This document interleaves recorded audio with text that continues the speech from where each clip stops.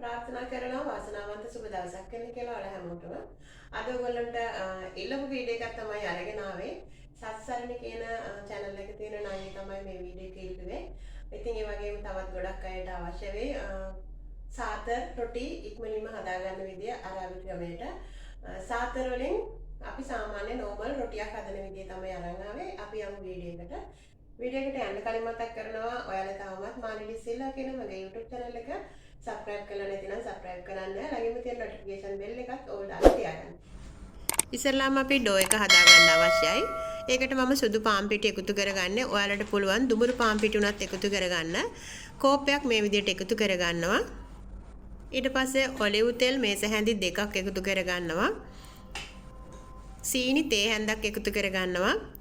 yeast තේ හැඳි එකක් එකතු කරගන්නවා. බේකින් පවුඩර් තේ හැඳි භාගයක් එකතු කරගන්නවා. රසය අනුව ලුණු එකතු කරගන්න. මම මේකට තේ හැඳි භාගයක් එකතු කරගන්නවා.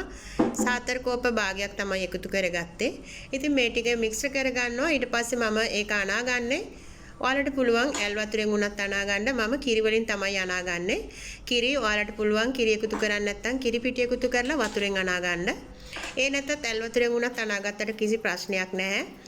මේ විදිහට ඉස්සෙල්ලාම කලවම් කරගන්න ඕනේ. ඊට පස්සේ තමයි ටිකෙන් ටික එකතු කරගන්නේ අවශ්‍ය ප්‍රමාණයට කිරි එකතු කරගෙන සාමාන්‍ය අපි බොන කිරි ෆුල් ක්‍රීම් මිල්ක් එකක් මම එකතු කරගන්නවා. ඒක එකතු කරගෙන අපිට රොටි පදමට ඩෝ එකක් හදා ගන්න ඕනේ. ඔයාලට තවත් ක්‍රමයක් කියලා දෙන්නම්. කිරි පිටි සහ කිරි නැතිනම් ඕගොල්ලන්ට යෝගට් එකතු කරගන්න පුළුවන්. හරිම රසට සොෆ්ට් එකට එනවා යෝගට් එකතු කරලත්. හැබැයි මේක තියන්න ඕන පැය භාගයක් පැයක් විතර තිබ්බම තමයි අපිට අවශ්‍ය පදමට එන්නේ. හොඳින් මේ විදිහට විනාඩි 6ක් මම මේක මේ විදිහට අනා ගන්නවා. ඔයා සීතරටක ඉන්නවා නම් oven එක on කරලා පොඩ්ඩක් රත් කරලා ඊට පස්සේ off කරලා ඔයාලට පුළුවන් මේ ඩෝ එක වහලා තියන්න. එතකොටත් හොඳට ඇක්ටිව් වෙලා එනවා. ඔන්න මේ පැය භාගයකට පස්සේ තමයි කුඩා කෑලි වලට මම කඩාගන්නේ. ඩෝ එක වහලා තියන්න කලින් ඕගොල්ලන්ට පුළුවන් කුකින් තෙල් වර්ගයක් එහෙම නැත්නම් ඔලිව් තෙල් ටිකක් පිටි ගුලියට ඒ කියන්නේ අපේ අනාගත පිටි මිශ්‍රණයට ආලේප කරලා වහන්න. ඒකත් ගොඩක්ම හොඳයි අපේ පිටි එක ඇක්ටිව් වෙලා එන්න. ඊට පස්සේ තමයි මේ පැය භාගයකට පස්සේ මම රොටි ටික හදාගන්න යන්නේ. ඉතින් ඔයාලා කැමති විදියකට මේක කැමති ප්‍රමාණයකට හදාගන්න පුළුවන්. ඉස්සෙල්ලාම සාමාන්‍ය පාන් පිටි තමයි මම මෙතන ප්ලේට් එකට අතුරලා ඊට පස්සේ මේක හදාගන්නේ. ඉතින් ඔයාලට පුළුවන් සාතර උනත් එකතු කරලා තුනී කරලා ඒක උඩ රොටිය හදාගන්න. තුනී කරගන්නකොට ඔයාලට රසය සහ කලර් එක සාතර එකේ පාටම අවශ්‍ය නම් පාන් පිටි වලට සාතර ටිකකුත් එකතු කරලා තුනී කරගන්න. එහෙම නැතිනම් ඔයාලට සාතර එච්චරම රසය අවශ්‍ය නැතිනම් පාන් පිටි විතරක් එකතු කරගන්න පුළුවන්. මම ඉතින් දෙවිදියටම හදා ගන්නවා ඔයාලට පෙන්නන්නම්. ඉස්සෙල්ලාම පාන් පිටි වල තුනී කරලා රොටි හදා ගන්නවා. ඊට පස්සේ ඒක උඩට බෝඩ් එක උඩට සාතර කුඩු එකතු කරලා තුනී කරලා මේ විදියට රවුම් හදා ගන්නවා. ඉතින් ගොඩක් ලස්සනයි මේ විදියට හදාගත්තා. මොකද අපි මේක හදාගෙන ඉවර වෙලා අවසානෙට ඔලිව් ඔයිල් සහ සාතර එකතු කරලා පේස්ට් එකක් හදාගෙන ඒක අපි ගා ගන්නවා මේ රොටි වල. එතකොට තමයි අපිට හොඳ ෆ්‍රෙෂ් ගතියක් ඒ වගේම පෝෂණයක් ලස්සනක් ලැබෙන්නේ. ඉතින් ඒක නිසා ඔයාලට මේ කලර් එකටම ගන්න නම් මෙන්න මේ විදියට තුනී කරන කොටත් එකතු කරගන්න පුළුවන්. මේකට ඊට් සහ බේකින් පවුඩර් දාලා තියෙන හින්දා හොඳට සොෆ්ට් එකට හැදෙනවා. ඉතින් මේකත් මම ක්‍රම දෙකකට ඕගොල්ලන්ට හදලා පෙන්නන්නම්. ඒ කියන්නේ රොටි තැටියක සහ පෑන් එකක මම හදලා ඕගොල්ලන්ට පෙන්නන්නම්. පිටි කෝප්පෙන් 3 දිනකට විතර සෑහෙන රොටි හදා ගන්න පුළුවන්.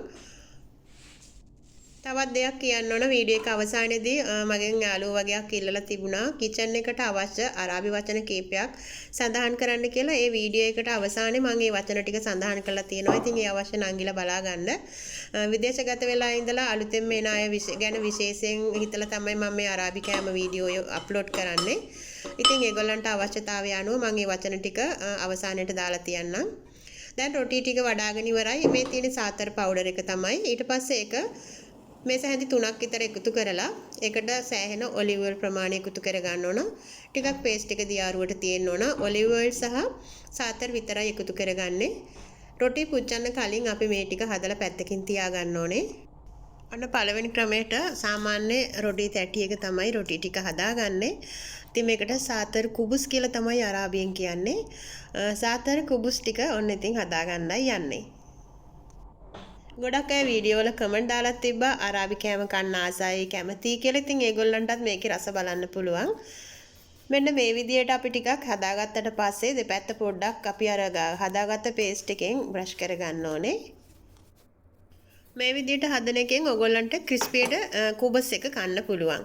ඊළඟට හදන එකෙන් සොෆ්ට් එකට කන්න පුළුවන්. ඉතින් ක්‍රිස්පියට කැමති අය මේ විදියට හදාගන්න. අනිත් අයට බලමු ඊළඟ ස්ටෙප් එක කොහොමද කියලා.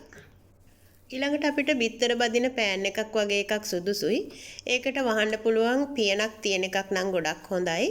ඊට පස්සේ අපි ඒක රත් වුණාට පස්සේ මේ විදියට හදාගත්තු කුබුස් එක තියලා වහනවා. විනාඩියක් විතර ගියාට පස්සේ නැවත අනිත් පැත්ත හරවනවා. ඒ අතරතුර ඔයගොල්ලන්ට පුළුවන් හදාගත්තු පේස්ට් එකෙන් මේ විදියට ආලේප කරගෙන නැවත වහන්න. එතකොට ගොඩක් සොෆ්ට් එකට රසට සුවඳට එනවා. මේක හදන වෙලාවට හරිම සුවඳයි. දෙපැත්තම දැන් හදාගෙන ඉවරයි. ඉතිරි ඔක්කොම කුබුස් ටික මේ විදියට මම හදා ගන්නවා. සාතර වලින් විශේෂ දෙයක් තමයි මොලේ වර්ධනයට උපයෝගී වෙනවා කියලා මේගොල්ලන්ගේ අදහසක් තියෙනවා.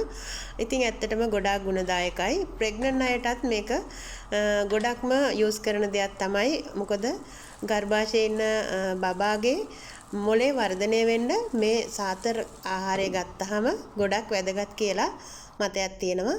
ඉතින් ඒ තරම්ම ගුණදායක දෙයක් තමයි මේ සාතර කියන එක. මේක ස්පයිසි 5ක් එකතු කරලා හදන දෙයක් තමයි. ඉතින් මෙන්න මේ විදියට හදාගන්න සාතර රොටිය ඔයගොල්ලන්ට කොච්චර වැදගත් වෙනවද කියලා ඔයගොල්ලන්ට තේරෙනවා. මෙන්න මේ විදියට තමයි අවසානෙට ඔයගොල්ලන්ට දකින්න පුළුවන් වෙන්නේ. හදාගෙන ඉවර වෙලා ඊට පස්සේ අපි ඔක්කොටම නැවත වාරයක් අපි අර හදාගත්ත පේස්ට් එකෙන් ගාලා පෝෂණීය විදියට හදාගෙන සුළං වදින්න නැති වෙන්න මේ විදිහේ භාජනයකට දාලා වහගත්තාම ඉතා රසට ඔයාලට පුළුවන් රස බලන්න. ඔන්න ඉතින් හදාගෙන ඉවරයි. දැන් තියෙන්නේ රස බලන්න තමයි. ඊළඟට අරාබි වචන කීපයක් ඉල්ලුවා කිචන් එකේදී වැඩ කරද්දි ගෙදරදී අවශ්‍ය වෙන වචන කීපයක් මගේ සහෝදරයන් කීප දෙනෙක්. ඒගොල්ලන්ට මෙන්න මේ විදියට මම ලියලා දැම්මා. ජීබි කියන්නේ ගේන්න, නදෆ් කියන්නේ පිරිසිදු කරන්න, කුම්මි කියන්නේ අතු ගන්න, තබ්බක් කියන්නේ උයනවා, එම්ෂික් කියන්නේ අල්ලනවා, කුරිෂි කියන්නේ පුටුව, තාවුලා කියන්නේ මේසය, මිස්ස කියන්නේ පිහ දානවා, කස්සර් කියන්නේ කපනවා, කස්සිල් කියන්නේ හොදනවා, හෙම්ස කියන්නේ හැඳි ගන්නවා, අකිල් කියන්නේ කන්න, සුරබ් කියන්නේ බොන්න. මෙන්න මේ ටික ඔයගලන්ට වැදගත් වෙයි. මම හිතනවා මේ වීඩියෝ එක ඔයාලට වැදගත් වෙන්නද කියලා. වැදගත් වුණා නම් තව කෙනෙකුට බලන්න ෂෙයා කරන්න. හැමදාමත් මගේ වීඩියෝ වලට ලයික් කරන, කමෙන්ට් කරන, ෂෙයා කරන ආදරණීය ඔයාලට ගොඩක් ස්තුතියි. මම තවත් රසබර වීඩියෝ එකකින් ඉන්නවා. Don't forget subscribe and like share. Thank you for watching my video. God bless all my friends. See you next video. Bye bye.